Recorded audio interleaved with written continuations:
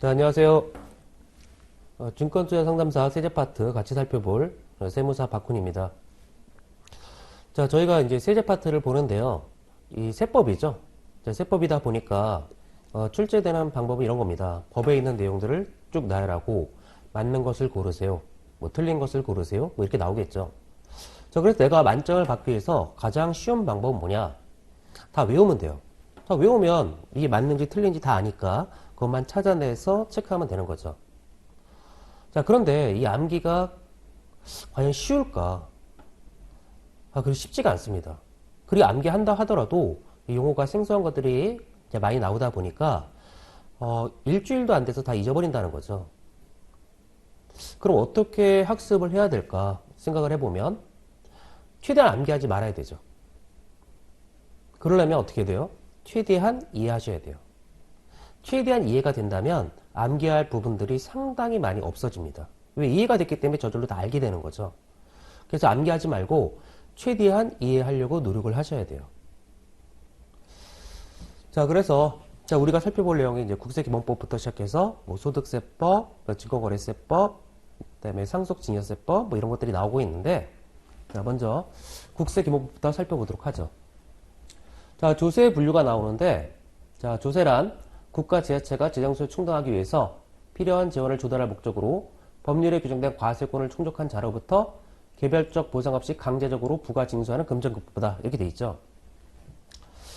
자, 조세가 뭔가 생각해 봤더니 이런 거죠. 국가가 있다. 그럼 국가는 여러 가지 활동을 해야 됩니다. 그래서 국방도 하고 치안도 하고 복지도 하고 여러 가지 일들을 하겠죠. 그 일들을 하기 위해서 예산을 세우겠죠. 자, 그리고 집행을 하게 되는데, 자, 예산을 집행하려면 뭐가 있어야 돼요? 재원이 있어야겠죠. 그래서 그 재원을 마련하는 게 뭐다? 여기 있는 조세라는 거죠. 자, 그래서 조세를 걷는 거죠. 자, 그리고 조세는 여기 있는 것처럼 국가 지자체가 걷는 거죠. 즉, 과세 주체는 국가 아니면 지자체입니다. 그래서 국세와 지방세로 갈라지는 거죠. 그래서 국가와 그 지자체 말고 누가 걷는다? 그건 세금이 아닙니다. 자, 그리고 재정 수요를 충당하기 위해서 필요한 재원을 조달할 목적으로 마음대로 걷어서는 안 되겠죠. 법률에 규정된 이 과세 요건을 충족하는 자로부터, 즉 세금은 국가가 재원이 필요하다고 해서 마구잡이로 거둘 수가 없고요. 반드시 조세 법률주의에 의해서 과세 요건이 충족됐다면 그때 세금을 걷겠다는 거죠. 자, 그리고 개별적인 보상 없이 강제적으로 부과 징수하는 금전납부라는 거죠. 자, 세금은 우리가 이런 거죠. 내가 만약에 10,000원짜리 커피를 소비하고 싶다. 그럼 10,000원을 내면 10,000원짜리 서비스를 받을 거예요. 내가 만약에 500원짜리 커피를 마시고 싶다. 그럼 500원 내면 500원에 대한 서비스를 받는 거죠. 자, 그러면 이 조세는 내가 국가 지자체한테 10,000원을 냈다. 그럼 나한테 10,000원짜리 서비스를 제공해 주냐? 그렇지 않다는 거죠. 자, 충족되면 무조건 세금을 걷고요. 그리고 내가 냈다고 해서 직접적으로 그 세금에 해당하는 만큼 나한테 서비스를 제공하지 않는다는 겁니다. 즉, 개별적 보상이 없다는 거죠. 그래서 국가는 받아가지고 뭐예요? 국방, 치안, 복지 이런 서비스를 하는 거죠. 내가 냈다고 해서 그에 상하는 어떤 서비스를 제공받는 건 아니었다는 겁니다. 자, 조세의 정의 특히 요거 잘 기억하시고요. 자, 그 다음에 조세의 분류인데요.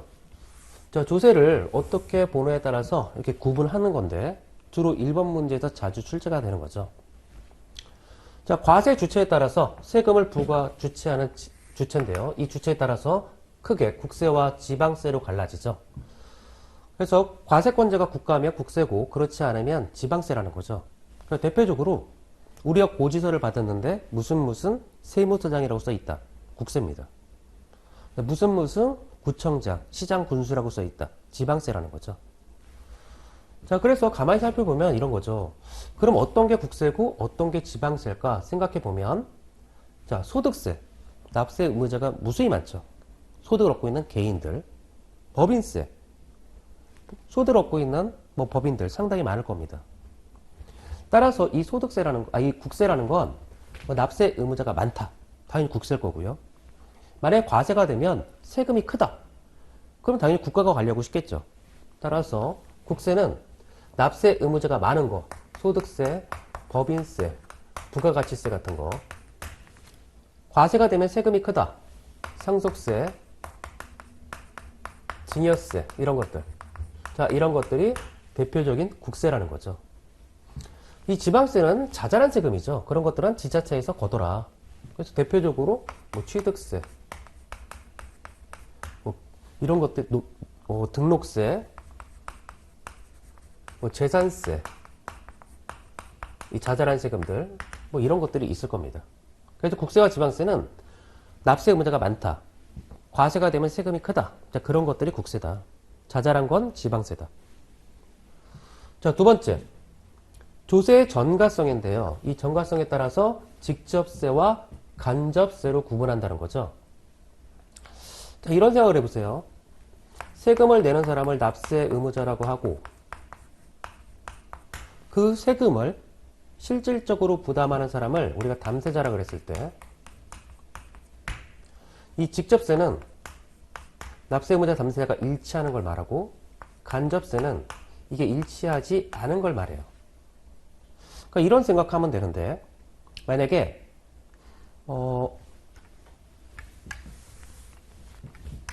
A라는 사람이 커피 전문점을 운영한다. 자, 그러면 이 사람이 뭔가 벌기 위해서 그런 커피 전문점을 운영할 거예요. 따라 소득을 얻으면 그 소득을 얻은 세금, 이 소득세 납세 의무가 발생을 하죠. 두 번째, 이 A는 원두 같은 걸 사오고 해가지고 부가가치를 창출합니다. 그래서 부가가치세 납세 의무가 발생을 하죠. 자, 만약에 A가 뭘 벌었다. 그 세금을 낸다. 그 소득세를 내는 거죠.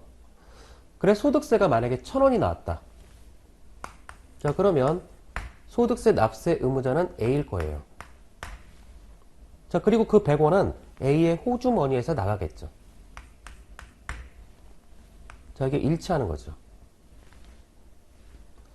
자, 부가세를 예를 들어 보면 부가세는 사업자가 창출한 부가가치에 대해서 10%만큼 납부하는 세금이라는 거죠. 그래서 납세 의무자는 당연히 사업자 A입니다. 자, 근데 부가세 10%는 누가 부담하냐? 누가 부담해요? 여러분들이죠. 여러분들이 커피를 소비하면서 무조건 10%를 부담하는 거죠. 자, 그래서 이 A는 커피를 공급할 때마다, 제공할 때마다 커피값하고 부가세 10%를 같이 받았다가 그 10%를 과세한 종료로부터 25일 내 부가세를 신고 납부하는 거죠. 자, 그래서 대표적인 간접세라는 거죠. 즉, 납세 의무자와 담세자가 일치하지 않는다. 자, 그래서 직접세는 조세 부담의 전가가 예상되지 않는 세금이고 간접세는 조세 부담의 전가가 예상되는 세금을 말한다는 겁니다. 자, 따라서 가만히 생각해 보면 이 직접세는 소득과 관련된 세금들, 그게 직접세 구조를 띠고 있고요. 간접세는 대표적으로 소비와 관련된 세금들, 자, 그런 것들이 간접세 구조를 취하고 있는 걸 알 수 있죠. 그래서 이 간접세 같은 경우는 내가 세금을 부담하는지도 모른다는 겁니다. 일반적으로. 자, 그 다음에 지출의 목적성인데 지출의 목적성에 따라서 보통세와 목적세로 갈라지는데요. 자, 국가는 여러 가지 사업을 하기 위해서 예산을 세우고요. 그리고 예산을 세워서 집행하는데 재원이 필요하죠. 세금을 걷어들입니다. 자, 세금을 걷어들일 때는 뭐예요? 걷었다가 예산에 맞춰서 사용하는 거죠. 거의 대부분의 세금들은 이 보통세입니다. 그래서 일단 세금을 걷는 겁니다. 걷었다가 예산에 맞춰서 배분하는 거죠. 자, 그런데 어떤 세금은 처음에 세금을 걷을 때 이 목적을 위해서 쓰겠다. 그 정해놨다는 거죠. 그게 목적세였다는 거죠. 대표적으로 교육세나 농특세, 농어촌 특별세 같은 것들이 대표적인 목적세입니다. 자, 그 다음에 과표와 세일 구조에 따라서도 구분이 되는데요. 자, 우리가 세금은 과세 표준에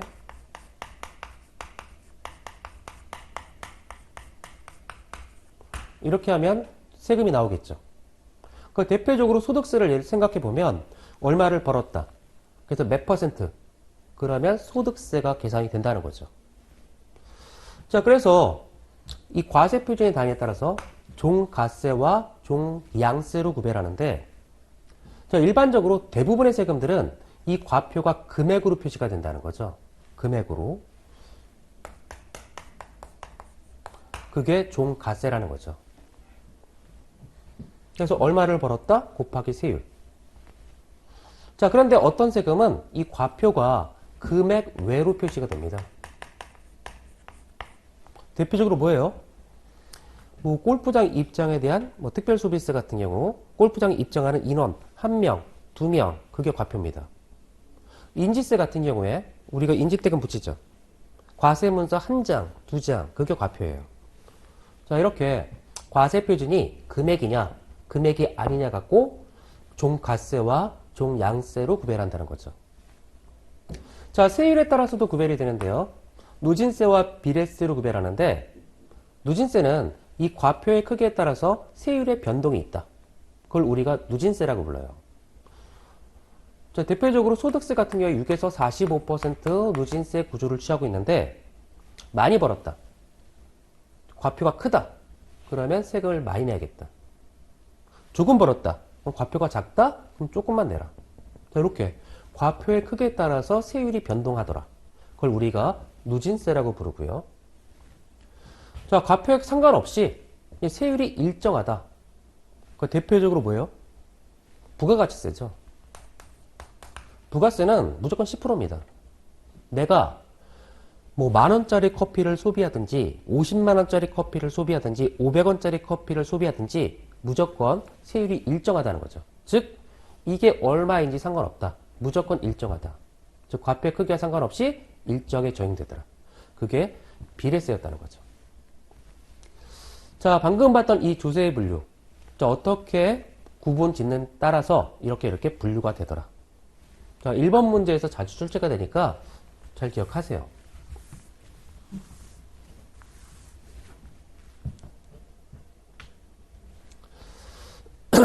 자, 그 다음에 기간과 기한이 나오는데, 기간이라는 건 이런 거죠. 일정 시점에서 일정 시점까지. 그러니까 소득세 같은 경우에 그 다음 연도 5월 1일부터 5월 31일까지 소득세를 신고 납부해라. 자, 그게 기간일 거고요. 기한은 어떤 시점으로 인해서 어떤 효력이 발생하는 걸 말하죠. 즉, 대표적으로 상속세 같은 경우에 상속 개시일이 이때 사망했다 그러면 상속 개시일로부터 상속 개시일이 속하는 달의 말일부터 6개월 내 상속세를 신고 납부해라. 즉 이때까지. 자, 그게 기한이었다는 겁니다. 자, 그래서 조세법은 이 기간의 계산은 민법의 일반 원칙을 따르지만 이 기한에 대해서 다음과 같은 특례를 두고 있다는 거죠. 기한에 대한 특례예요. 자, 보시면 기한이 공휴일, 토요일, 근로자 날에 해당한다면 그 다음 날을 기한으로 한다는 거죠. 자, 무슨 얘기냐? 자, 이때까지 세금을 신고 납부해라 했어요. 그래서 나는 이때까지 신고 납부를 하자 했는데 요 날이 공휴일이나 토요일이나 근로자의 날이었다는 거죠. 그러니까 난 납부하고 싶어도 모든 금융기관이 다 쉬는 날이라는 거죠. 납부할 수가 없다는 거죠. 뭐 어떡하냐 이거. 어떻게 해요? 따라서 그 다음 날을 기한으로 하겠다. 즉 이때까지 하겠다. 기한을. 자, 이런 특례를 두고 있고, 우편으로 서류를 제출할 때는 통신날짜 도장이 찍힌 날로 하겠다. 즉 발신지의 특례인데요.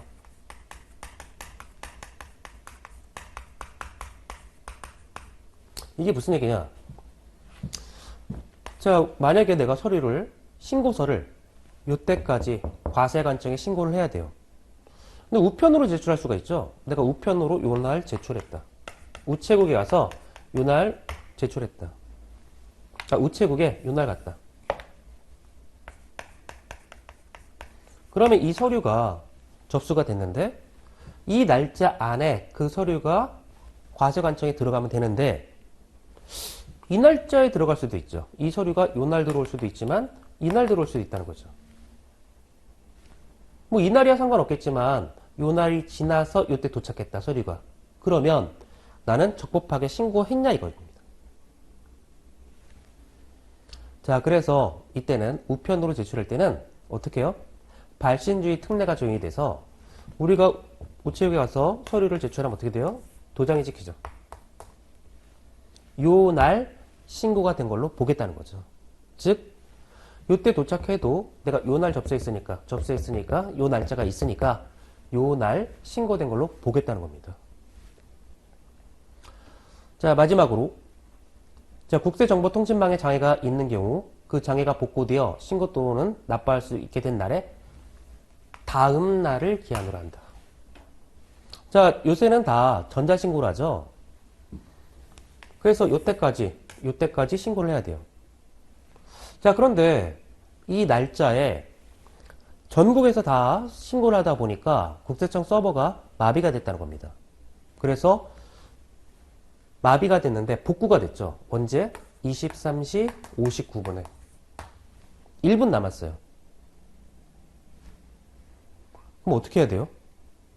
1분 안에 신고할 수 있어요? 뭐 할 수도 있겠지만 어렵다는 거죠. 어떻게 해요? 그 다음날을 기한으로 한다. 그래서 이게 제일 조심해야 되는데 복구가 된 날을 기한으로 한다. 복구가 된 날이 이날이죠. 복구가 된 날을 기한으로 한다? 그럼 무조건 틀린 말. 복구가 된 날의 다음 날이라는 거죠. 자, 이렇게 조세법에서 기한에 대한 특례를 두고 있었다.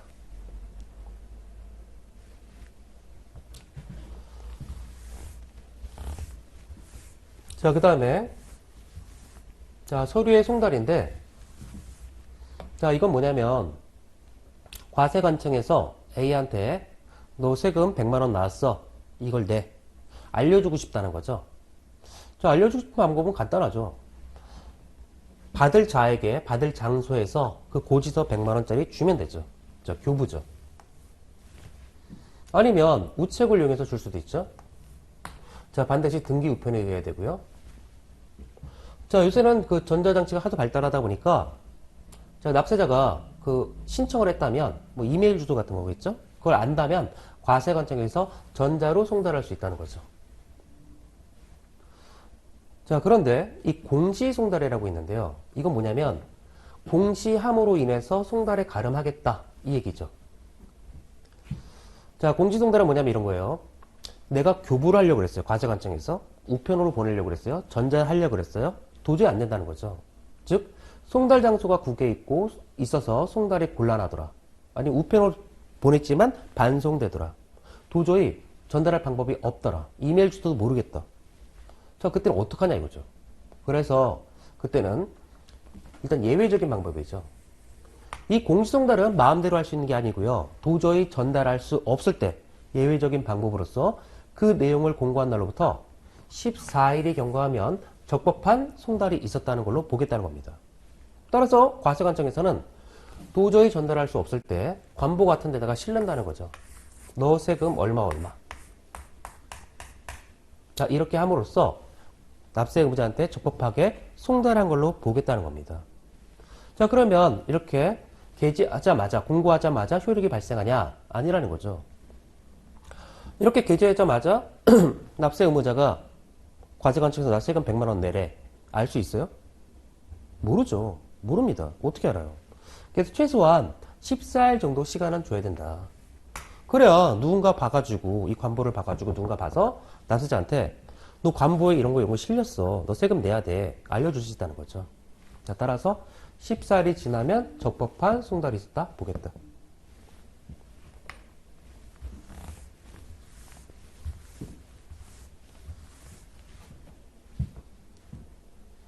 자, 그 다음에 납세 의무의 성립, 확정, 소멸이라고 나오는데요. 이 성립, 확정, 소멸. 자, 무조건 여기서 성립, 확정, 소멸 관련해서 한 문제는 무조건 나온다 보셔야 돼요. 자, 이건 뭐냐면 세금의 일생이에요. 자, 만약에 이런 생각. 아까 A가 커피 전문점을 운영한다. 그러면 이런 생각이 들어요. 나는 이 커피집에 가서 커피를 먹으려고 그랬는데 사람들이 하도 많아서 항상 30분 정도는 줄을 서야겠다. 항상 사람이 많다. 그럼 이런 생각이 들죠. 이 사람은 이렇게 사업이 잘 되니까 아마 어마어마한 세금을 낼 거야. 아주 많은 세금을 낼 거야. 이런 생각이 든다는 거죠. 즉 그게 납세 의무 성립이었다는 거죠. 즉 과세 요건이 충족되면 너 세금 내야 돼. 이런 생각을 한다는 거죠.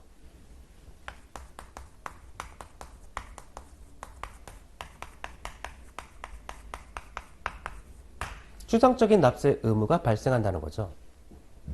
자, 그런데 세금을 낼 거야? 이건 알겠는데 A가 구체적으로 얼마를 낼지 모르겠어요. 그래서 한번 세금 얼마 내는지 계산해 보자. 어차피 뭐 매출, 현금 매출, 신용카드 매출, 현금 영수증 매출, 그 다음에 커피 원두값, 임대료, 인건비 뭐 이런 거 들어갔으니까 계산해 보자. 그래서 이 추상적인 납세 의무를 구체적인 납세 의무로 확인해 보자. 즉 진짜 얼마 낼지 계산해 보자. 그게 납세 의무 확정이라는 거죠. 자, 이렇게 계산했더니 만약에 세금이 100만 원 나왔다. 그럼 어떻게 하면 돼요? 갖다 내면 되죠. 자, 그럼 세금은 사라진다는 거죠. 자, 이렇게 세금은 성립, 확정, 소멸의 과정을 거치게끔 되어 있다는 거죠. 자, 이 내용들을 볼 텐데 그럼 구체적으로 어떻게 성립하고 확정, 소멸되는지 이 내용들을 보게 되는 겁니다.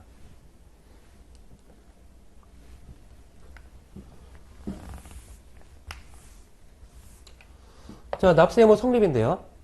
자, 각 세법이 규정하는 그 과세권이 충족되면 납세 의무가 성립한다. 자, 그래서 구체적으로 개별세법에서 언제 성립한 걸로 볼 거냐 이거예요, 지금. 그래서 소득세, 법인세, 부가가치세는 과세 기간이 끝날 때.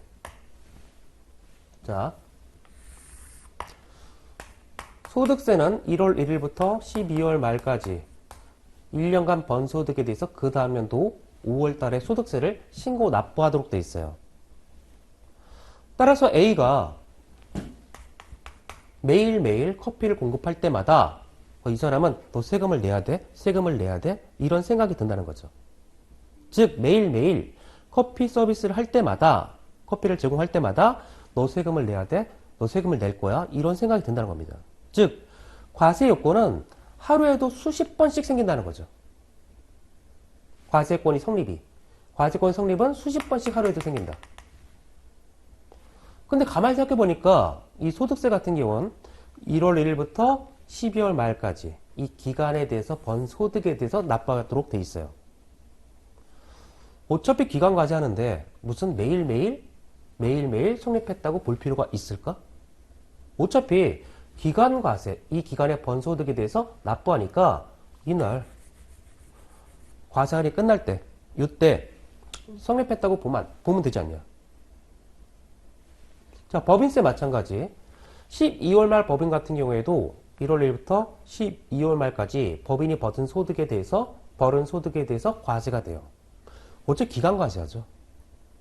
부가세.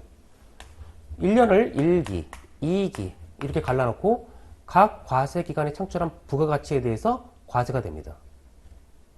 신고 납부. 따라서 이 부가가치세도 어차피 기간 과세한다.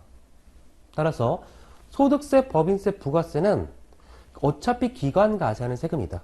따라서 과세 기간이 끝날 때 이때 성립한 걸로 보자. 자, 두 번째. 여기 상속세, 증여세, 증권거래세 이런 세금들이 있어요. 자, 이 세금들은 가만히 생각해보면 왜 과세가 될까? 상속세. 사망했어. 그러면 돌아가신 분, 이 피상속인, 이 갖고 있던 유산을, 즉 자녀들, 여기 있는 상속인들이 공짜로 받아가죠. 따라서 이렇게 사망으로 인해서 세대 간 부의 무상 이전이 일어날 때 이 부에 대해서 과세가 되는 게 상속세입니다. 그럼 왜 상속세는 과세가 됐을까? 뭐예요? 사망했기 때문에. 이 사망이라는 사건이 발생했기 때문에 민법에 의해서 이 피상속에 관련된 이 유산이 상속인한테 넘어갔다는 거죠. 따라서 상속세 너 내야 돼? 왜? 사망이라는 사건이 발생했기 때문에. 자, 증여세는 뭡니까? 증여세는 살아있을 때, 보통, 부모가 자녀한테 증여를 하는 거죠. 이때 주식을 증여했다. 너 공짜로 받았으니까 세금을 내야겠네? 이런 생각이 든다는 거죠. 왜 과세가 돼요? 공짜로 받았으니까. 자, 또 뭐예요? 증여해서 재산을 취득한 때. 자, 증권거래세. 왜 과세가 될까? 팔았으니까. 따라서 매매거래가 확정될 때. 자, 따라서 납세의무 성립은 기간 과세하는 세금은 과세안이 끝날 때. 그 다음에 기간 과세하지 않고 어떤 사건이 발생해서 과세가 되더라.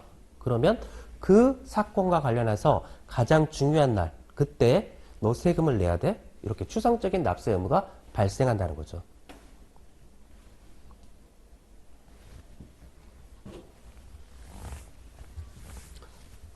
자, 그러면 자, 이제 납세 의무는 확정이 됐고, 그럼 얼마를 낼지 한번 계산해 보자. 이게 납세 의무 확정인데요. 자, 추상적인 납세 의무를 구체적인 납세 의무로 확인하는 절차입니다. 자, 크게 방법은 신고 확정 방법과 부과 확정 방법이 있어요. 자, 신고 확정 방법은 뭐냐? 납세 의무자가 신고함으로써 세금이 확정되는 거고요. 대부분의 조세가 거의 다 신고 확정 방식입니다. 자, 소득세 같은 경우에 1월 1일부터 12월 말까지 1년간 번 소득이 있으면 그 다음 연도 5월 말까지 보통 세무서에 신고, 납부하도록 돼 있죠. 자, 신고 확정. 납세 의무자가 신고함으로써 확정이 된다. 즉, 내가 신고하면서 세금이 확정된다는 거죠. 나는 1월 1일부터 12월 말 사이에 얼마를 벌었다. 얼마를 벌었다. 그 세금이 얼마다.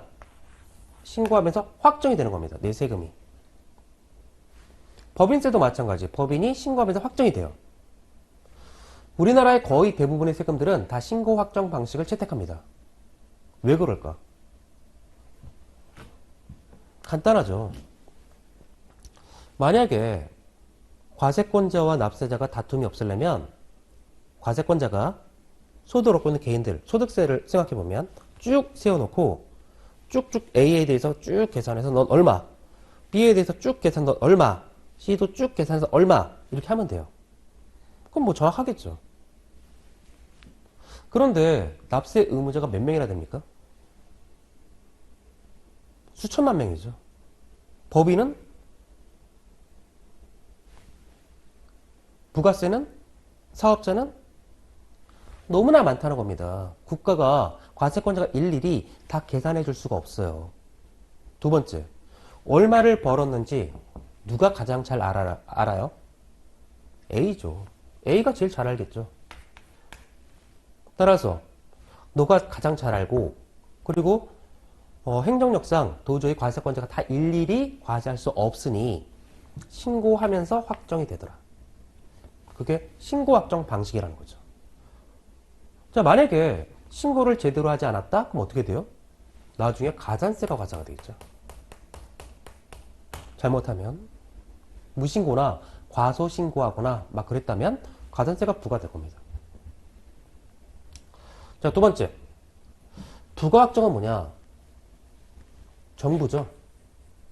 과세권자가 결정함으로써 확정되는 세금이에요. 상속세와 증여세가 거기에 해당한다는 거죠. 무슨 얘기냐면 상속세는 상속 개시일이 속하는 달의 말일부터 6개월 내 신고, 납부하도록 되어 있어요. 만약에 여기 상속인들이 유산을 받았는데 50억쯤 받았다. 그래서 계산해 봤더니 세금이 한 10억쯤 되더라. 그래서 6개월 내 상속세 10억을 신고 납부했다. 그럼 다 끝나냐? 아무것도 안 끝난 거예요. 왜? 세금이 확정이 안 됐다는 거죠. 내가 신고했는데 확정이 안 돼요. 왜? 이 상속세는 신고 확정 방식이 아니라 부과 확정 방식이었다는 거죠. 확정의 권한을 과세권자만 갖고 있다는 거죠. 즉 과세권자가 결정을 해야 세금이 확정이 돼요. 따라서 아무리 신고 납부해봤자 필요 없고 나중에 과세권자가 세무서에서 결정을 합니다. 너네가 이렇게 신고했는데 이게 맞다, 틀리다 이렇게 결정이 떨어져야 이때 확정이 돼요. 그게 부가확정 방식이었다는 거죠. 그리고 대표적으로 상속세와 증여세가 이 부가확정 방식을 채택합니다. 자, 기억하세요. 그러면 왜 상속세와 증여세는 부가확정 방식을 채택할까? 왜 그래요? 그것도 당연한 거죠. 우리 뒤에 상속세, 증여세를 보겠지만 상속세 같은 경우에 상속재산가액이 10억이 넘어가야 돼요. 그래야 상속세가 과세는 일반적으로. 왜냐면 상속공제가 10억이 되기 때문에 그래요. 증여세? 살아있을 때 부모가 공짜로 주는 거죠. 부모가 여유가 있어야 돼요. 그래야지만 내가 증여를 받을 수 있는 거죠. 자, 생각해보면 전체 국민 5천만 원을 쭉 세워놔 봤을 때 10억 넘게 유산을 받을 수 있는 사람이 몇 명이나 될까요? 전체 국민을 봤을 때? 그렇게 많지가 않다는 겁니다. 그렇게 많지가 않아요. 두 번째, 이 세금들은 만약에 과세가 되면 어떻게 될까요? 우리나라에서 가장 비싼 세금이 상속증여세입니다. 왜? 10에서 50% 누진세율로 과세되기 때문에 가장 비싼 세금이에요. 과세가 되면 세금이 커요. 그럼 무슨 얘기예요? 내는 사람도 적고 과세가 되면 세금이 커. 누가 계산해 보고 싶어요? 당연히 과세권자가 계산해 보고 싶겠죠. 왜? 충분히 할 수도 있으니까. 따라서 어떻게 해요? 이 상속증여세는 부가확정 방식을 채택했다. 즉 아무리 신고해봤자 확정이 안 된다. 나중에 결정이 떨어져야지만 확정이 되더라. 자, 두 가지 기억하시고요. 자, 자동 확정인데 이건 예외적인 방법이에요.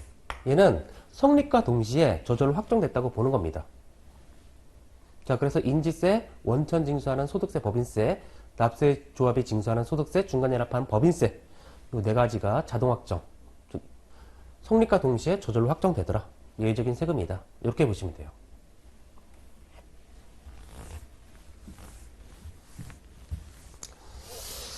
자, 그래서 확정까지 봤고요. 자, 그 다음에 자, 소멸인데 자, 그래서 신고 확정이든 부가 확정이든 세금이 확정이 됐다. 자, 그럼 세금이 없어져야 되겠죠. 자, 그거 갖다 내면 되죠. 자, 그런데 국세기본법은 세금이 없어지는 방식이 5가지로 규정하고 있어요. 즉, 이 5가지 외에는 세금이 없어지지 않습니다. 납부, 갖다 내는 거죠. 충당. 내가 요번에 100만 원을 납부해야 되는데 예전에 잘못해가지고 세금을 더 많이 납부했어요. 그래서 국가한테 내가 30만 원 정도를 돌려받아야 돼요. 그럼 30만 원 서로 상계 처리하고 70만 내면 되겠죠? 자, 그게 충당. 자, 부가취소. 100을 과세했는데 가만히 보니까 과세관청에서 그 성립에 흠결이 있었던 거죠. 그래서 부가 자체를 우리가 잘못했어 하고 취소시켜 줍니다. 내지 않아도 돼. 자, 그게 부가취소. 자, 그 다음에 국세 부가 제척기간의 만료, 국세 징수권의 소멸시 완성. 이 5가지 사유에서만 없어집니다. 따라서 세금을 만약에 거액의 세금을 체납했는데 사망했다. 파산했다. 그럼 세금이 없어지냐? 안 없어져요. 일단 먼저 기억해야 될 게 세금은 이 5가지 사유에 의해서만 없어지더라. 자, 그 다음에 여기 국세 부가 제척기간의 만료가 있는데 이게 뭘까 봤더니 말 그대로죠. 국세를 부과할 수 있는 그 기간이 끝나면 더 이상 국가는 부과를 못한다. 그게 국세 부과 제척기간의 만료예요. 즉 과세관청에서 국세를 부과하려고 그래요. 만약 무신고로 했다. 허위신고로 했다. 그래서 국가가 정확하게 계산해서 과세를 하려고 그래요. 즉 부과한다? 우리가 그걸 부과권이라고 그러죠.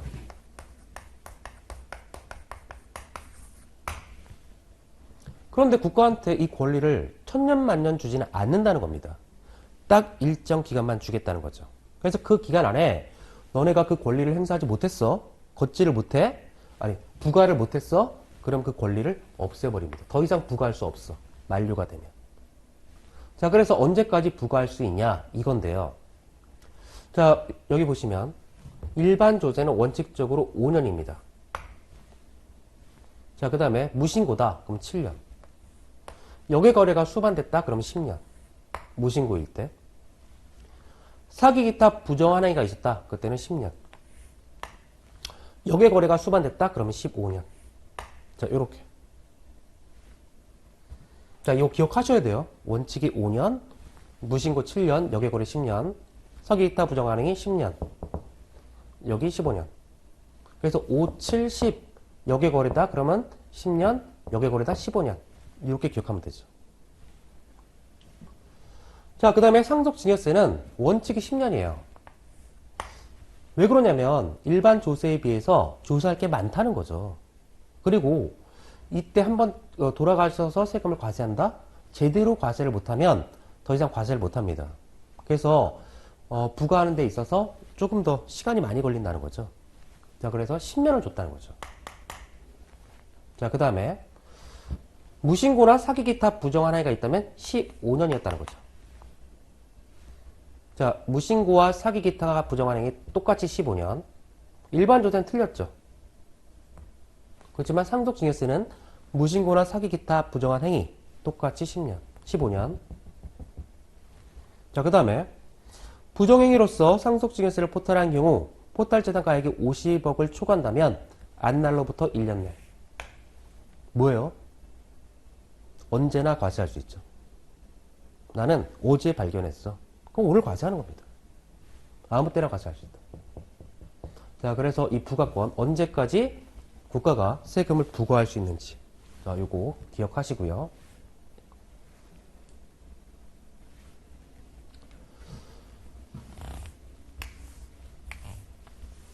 자, 그 다음에 국세징수권의 소멸시효 완성. 자, 이건 뭐냐면 국가가 부과권을 행사했어요. 세금이 이때 확정이 됐습니다. 자, 그러면 이때부터 세금을 걷어야겠죠. 우리가 그거를 징수권이라고 그러죠.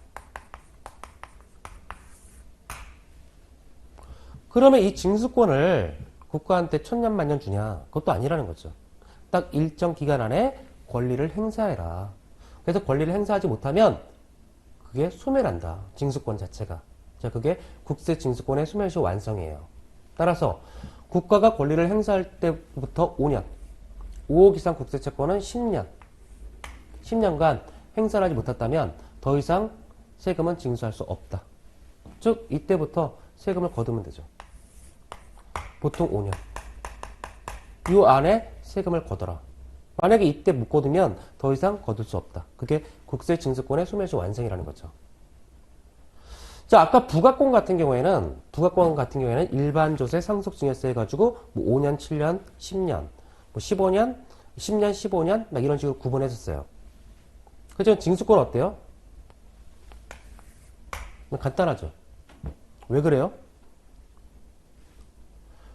부가권은 그 세금을 부과할 때 여러 가지 사정들을 고려해서 뭘 조사하고 어쩌고저쩌고. 그 상속증여세 같은 경우에는 좀 더 복잡하니까 더 시간을 많이 줬어요. 징수권 어때요? 이미 세금이 확정됐죠. 그럼 일반 조세나 상속증여세는 다 똑같다는 거죠. 뭐 걷기만 하면 되니까. 그래서 차이를 둘 필요가 없습니다. 그래서 행사할 때로부터 5년, 5억 이상 국세채권은 10년 이 안에 거둬라. 자, 그래서 이게 지나면 더 이상 세금을 걷지 못한다. 자, 그런데 만약에 요때 이 기간 안에 요때 징수권의 소멸시효가 쭉 진행되어 오다가 요때 고지, 독촉, 교부청구, 압류 뭔가 국가가 걷기 위해서 노력을 했다. 그럼 어떻게 돼요? 소멸시효, 징수권의 소멸시효가 쭉 오다가 이때 다 끊어져 버린다는 거죠. 자, 그래서 이때 끊어져 버렸기 때문에 징수권의 소멸시효는 다시 이날로부터 5년이 가야 돼요. 그래야 징수권의 소멸시효가 완성된다는 거죠. 자, 중단이에요. 정지가 아니에요. 정지는 뭐예요? 멈췄다가 나머지 기간이 가면 성립하는 거죠. 근데 징수권의 소멸시효는 중단이었다는 거죠. 완전히 끊어진다. 다시 새롭게 5년이 가야 된다. 자, 그리고 징수권의 소멸시효만 이 중단제도를 두고 있어요. 중단제도만. 징수권의 소멸시효만 중단제도를 두고 있었죠. 아까 부가권 어땠어요? 부가권은 중단제도가 없었습니다. 자, 여기까지 잘 기억하시고 무조건 한 문제 나오니까 꼭 기억하셔야 돼요.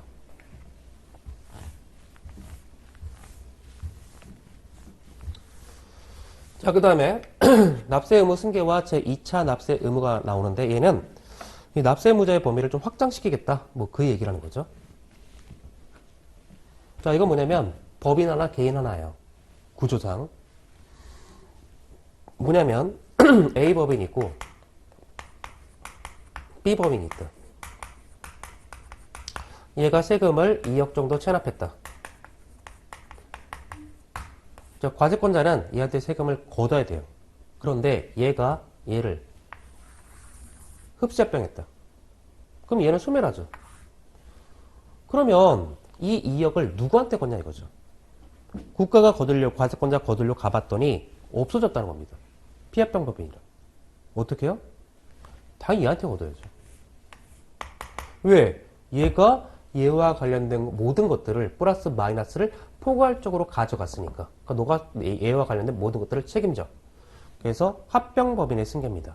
원래 세금은 얘가 내야 되지만 너가 내. 100% 책임져. 자, 상속인의 승계 똑같죠. 이때 사망했다. 피상속인, 상속인. 사망이라는 사건을 통해서 모든 걸 가져가더라. 그럴 때 플러스 재산, 즉 부동산, 아파트, 주식 뭐 이런 것들 가져가겠지만 이때 마이너스 재산도 가져갑니다. 즉 채무. 그 대표적으로 뭐 금융기관 채무도 있을 수 있고요. 체납액도 있을 수 있다는 거죠. 만약 이 사람이 2억을 체납했다. 안 없어집니다. 사망이라는 사건을 통해서 세금은 안 없어져요. 아까 5가지 사유에서 없어지니까 이거 네가 책임져. 왜? 사망이라는 사건을 통해서 이 모든 것들을 포괄적으로 얘가 가져갔으니까. 그러니까 네가 책임져. 자, 따라서 납세 의무 승계는 원래의 납세 의무자가 사라졌어요. 그리고 이 사람과 관련된 모든 것들을 포괄적으로 받아간 누군가가 있다는 거죠. 따라서 당신들이 100% 책임을 져. 그게 납세 의무 승계였다는 거죠.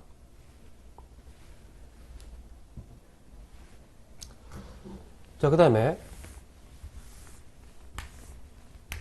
제2차 납세 의무라는 게 나오고 있는데 이건 뭐냐?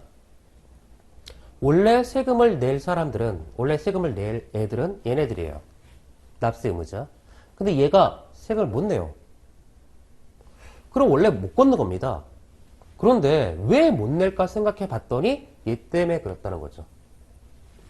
그러니까 네가 제가 못 내면 2차적으로 그 부분에 대해서 책임을 져.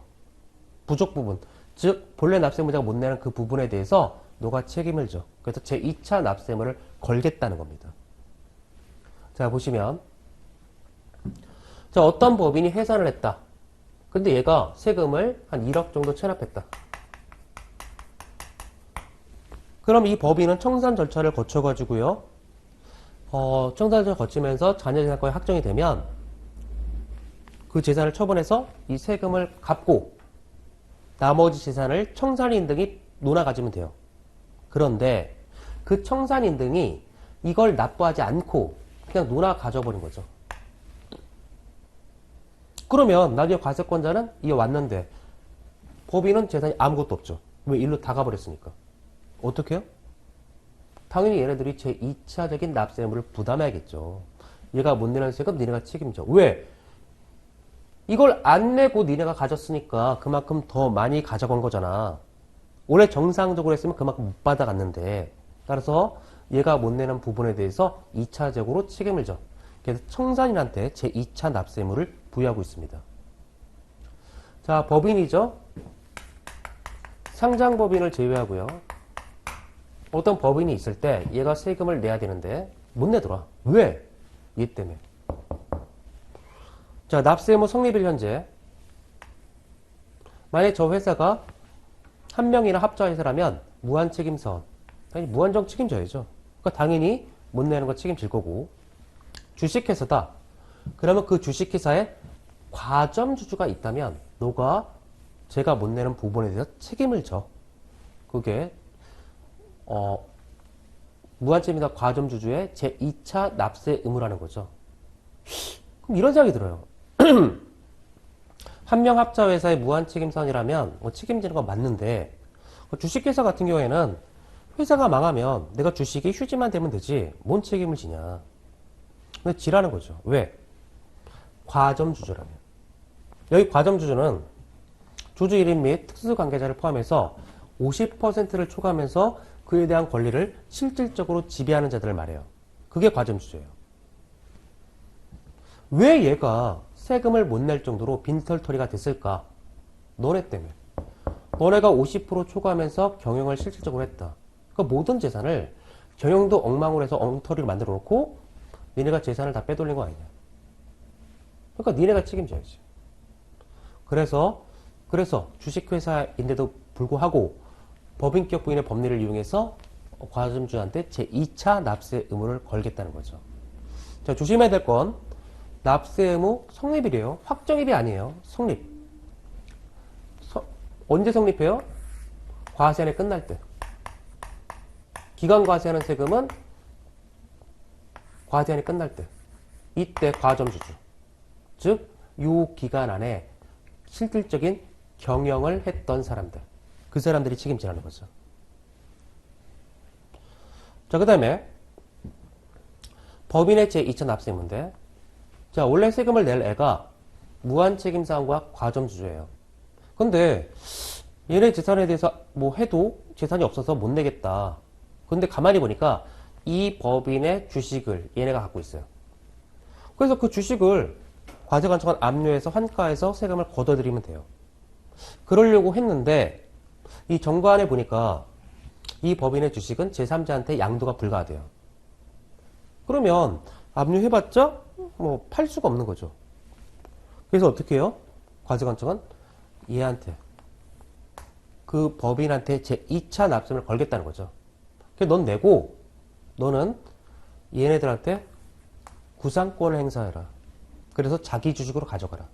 너희들끼리는 거래할 수 있으니까. 자, 그래서 얘한테 제2차 납세 의무를 걸겠다는 겁니다. 자, 마지막으로 사업 양수인의 제2차 납세 의무인데, 자, 얘가 1억을 체납했다. 가만히 있으면 이 모든 재산을 다 뺏기게 생겼다. 그래서 얘가 얘한테 이 사업체와 관련된 모든 것들을 포괄적으로 넘겨버린다는 거죠. 그러면 넘겨버렸다? 나중에 과세관청은 얘한테 왔는데 재산이 없다는 거죠. 세금을 거둘 수가 없다. 어떻게 해요? 너한테 걷겠다. 그러니까 너는 이런 사실을 뻔히 알면서도 양수했다? 나중에 제2차 납세 의무를 부담할 수 있어? 그러니까 사업 양수도 하지 마. 이겁니다. 만약 했다면 제2차 납세를 걸 수가 있다. 자, 그런데 이 사람 같은 경우에는 그래도 예측 가능성이 있어야 되잖아요. 따라서 당연히 사업 양수도와 관련된 거니까 그 사업과 관련해서 확정된 국세에 한해서 제2차 납세금을 지는 거죠. 만약 이 사람한테 성립된 세금에 대해서 책임을 져라. 그러면 그 추상적인 납세금을 어떻게 예측을 합니까? 따라서 당연히 확정된 세금에 대해서. 그 사업 양수니까 당연히 사업과 관한 세금에 대해서 제2차 납세 의무를 부여하는 거죠. 자, 방금 봤던 이 제2차 납세 의무. 이거를 무작정 외운다? 불가능해요. 방금 봤던 것처럼 원래 낼 얘가 얘인데 어떤 사유에 의해서 얘가 낼 수밖에 없었다. 그래서 얘가 제2차 납세 의무가 될 수밖에 없었다. 자, 이런 식으로 기억해야 된다는 거죠. 그리고 아까 납세 의무 승계와 틀렸던 점은 이 제2차 납세 의무는 이 본래의 납세 의무자 그대로 있어요. 그리고 얘가 못 내는 부족분에 대해서 얘네들이 책임을 지는 거죠. 그게 아까 납세 의무 승계와 차이점이었다는 거죠.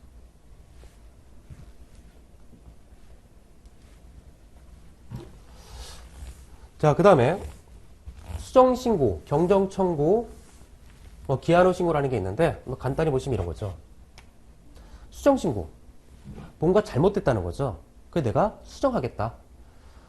자, 과세표준 신고서를 제출한 자가 뭐 제출했으니까 뭘 수정하는 거겠죠? 과표세액을 미달 신고했다. 환급세액을 과다 신고했다. 뭔가 잘못한 거죠. 즉, 자, 이때까지가 신고인데 이때 나는 100을 신고한 겁니다. 나중에 보니까 진짜 정확한 금액은 150이었어요. 그러면 이게 정확하니까 나중에 과세관청에서 너 부당과소네. 부당과소하게 신고했어. 따라서 과세가 될 겁니다. 그러면 그때 이때부터 이자가 붙겠죠. 가산세가 붙겠죠. 그래서 어차피 걸릴 거 나는 나중에 자수할게. 그게 수정신고라는 거죠. 그리고 일찍 신고했다. 일찍 내가 자수했다. 법정신고 기간 경로로부터 2년 내 과소신고했다. 이때 수정신고를 했다면 과소신고로 인해서 부과할 가산세 일부를 깎아줍니다. 뭔가 혜택이 있어야겠죠. 따라서 일찍 자수하면 과소신고리랑 가산세 일부를 깎아줄게. 자, 이게 수정신고라는 거죠. 잘못됐으니까 나 수정할게. 내가 고칠게. 이게 수정신고. 자, 두 번째 경정청구인데요. 과세표준 신고서를 자, 똑같이 법정신고기한에 제출한 자죠. 얘가 과다 신고한 경우, 환급세액을 과소 신고한 경우. 이건 거꾸로죠. 이때 신고를 150을 했어요. 근데 나중에 보니까 정확한 금액은 100이었다는 거죠. 쓸데없이 나는 많이 했다는 겁니다. 그럼 과세관청에서 너의 세금은 100원인데 너가 쓸데없이 150을 냈네? 하고 바로바로 돌려준다. 이러면 좋은데 그걸 기대한다는 게 상당히 어렵다는 거죠. 근데 억울하죠. 어떻게 해요? 정확한 건 이건데 내가 쓸데없이 이렇게 했어. 그러니까 고쳐줘.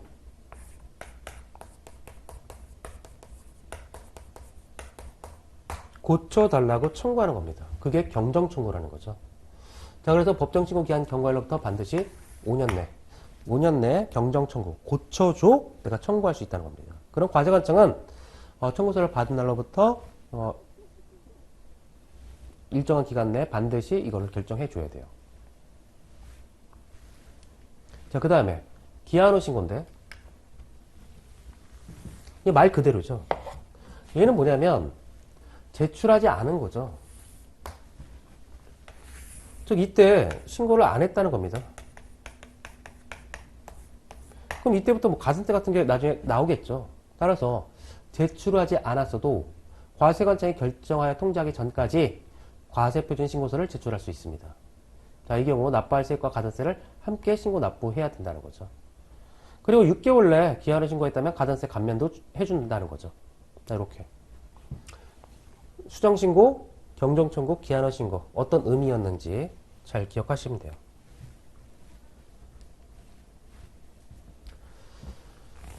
자, 그 다음에 국세 우선의 원칙. 국세 채권과 일반 채권이 경합할 때 국세 채권의 공익성이 감안돼서 채권자 평등 원칙이 배제되고 국세 채권이 일반 채권에 비해서 우선하는 권리를 갖는다. 그게 국세 우선의 원칙이라는 거죠. 즉 A가 자산이 이만큼 있는데 얘가 채무가 이만큼 있다. 그러면 이때는 이 재산으로 모든 채무를 변제하기 어려우니까 이 채권의 발생 시기 같은 거 무시하고 채권자 평등 원칙에 입각해서 부족 비율에 따라서 이걸 환가한 다음에 처분한 다음에 논하 갖는다는 거죠. 근데 만약에 여기 국세가 있다. 자, 그렇다면 이 국세는 다른 채권에 비해서 공공성과 공익성이 있기 때문에 처분한 다음에 우선적으로 가져가겠다는 겁니다. 그리고 나머지 남은 금액이 있다면 너네들끼리 논하가자. 자, 그게 국세 우선의 원칙이었다.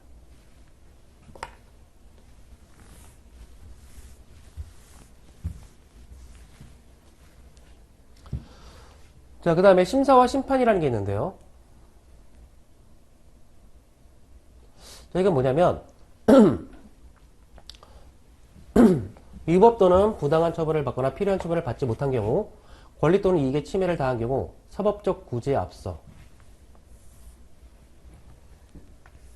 행정청 자체에 대한 시정 요구를 해야 된다. 이게 뭐냐면 이런 거예요. A가 있는데 만약 과세관청에서 내가 갑자기 세금을 500을 내라 하고 고지서가 날라왔다. 근데 아무리 생각해봐도 나는 잘못한 게 없다는 거죠. 근데 과세관청에서 500 내 날라온 겁니다. 그래서 나는 A는 왜 그럴까? 그래서 난 국가하고 싸워야겠다. 내가 잘못한 게 없는데? 그래서 법원에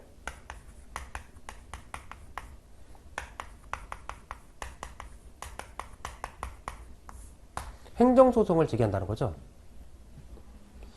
자, 그런데 국세경법은 뭐냐면 이렇게 고의서를 받았다고 해서 법원에 바로 갈 수 없다.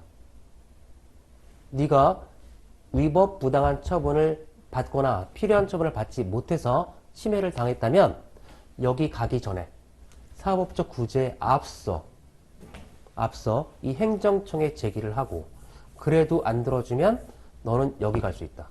즉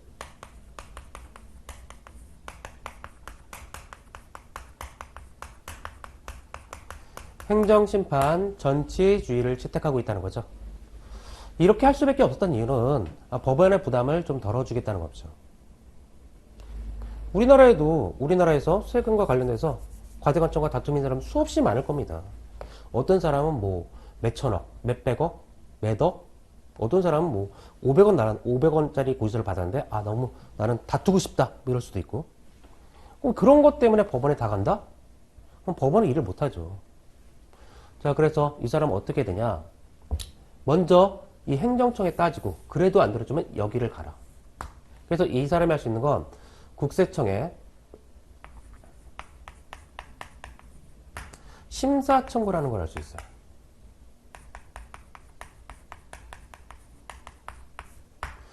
아니면 나는 감사원 심사 청구를 했다. 국세청 너네 못 믿어. 감사원에 갈게. 감사원에 심사 청구를 할 수 있습니다. 아니면 조세심판원에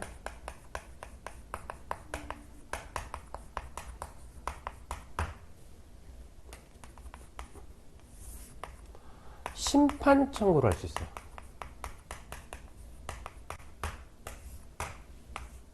이 셋 중에 국세청의 심사 청구라든 감사원의 심사 청구라든 조세심판원의 심판 청구라든 셋 중에 하나를 가라. 왜 갔는데 여기서 보니까 과세당국이 잘못했네. 네 말이 맞아. 그럼 끝나는 거죠. 그럼 안 내면 되니까. 근데 만약에 네 말이 틀려. 그럼 어떻게 해요? 이제 드디어 일로 갈 수 있는 거죠.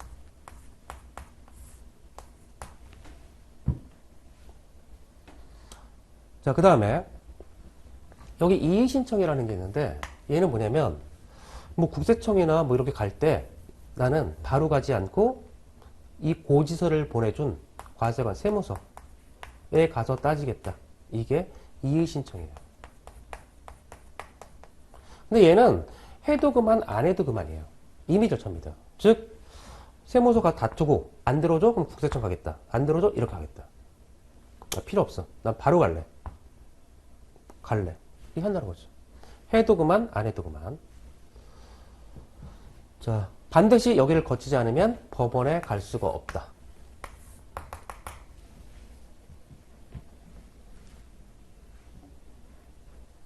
자, 그래서 이의신청은 생략할 수가 있고요. 심사와 심판 청구 중 그중 하나를 선택해야 돼요. 반드시 하나를 선택해야 돼. 나는 만약에 국세청에 심사 청구했다. 안 들어줘. 그럼 나는 조세심판원에 심판 청구를 하겠다. 안 돼요. 반드시 그중 하나를 선택해야 된다. 왜? 같은 신급이니까. 그렇죠? 여기서 치면 위로만 올라갈 수 있을 뿐이지 옆으로 못 간다는 거. 자, 그리고 이의신청, 심사, 심판 청구는 처분청의 처분을 안 날로부터 반드시 90일 내 제기해야 된다. 자, 세무서에서 500 내야 돼. 날라왔다. 그럼 반드시 90일 내 심사 청구하든 심판 청구하든 국세청 심사 청구하든 감사원 심사 청구하든 조세심판원 심사 청구하든 90일 내 가야 된다. 여기서 안 들어줘? 90일내 가야 돼요. 이 90일을 놓치면 다툴 수가 없는 거예요. 그래서 90일이라는 게 상당히 중요합니다. 자, 그리고 심사 심판 청구는 취소 소송의 전제 요건이 되어 본 절차를 거치지 않으면 취소 소송을 제기할 수 없다. 즉 법원에 갈 수 없다는 거죠. 즉 행정심판 전치주의였다는 거죠. 자, 여기까지. 자, 우리가 지금 첫 시간에 봤던 건 이제 국세기본법과 관련된 건데, 이 국세기본법은 국세에 관한 가장 기본적인 공통적인 사항들을 다 요약해 놓은 법이에요. 그래서 방금 봤던 이 내용들은 각 개별세법에서 다 사용되는 용어들이라는 거죠. 그래서 국세기본법은 이 용어의 정의를 명확하게 이해하셔야 돼요. 기억하셔야 되고. 자, 이상으로 국세기본법을 내용을 마치도록 하겠습니다. 자, 수고하셨습니다.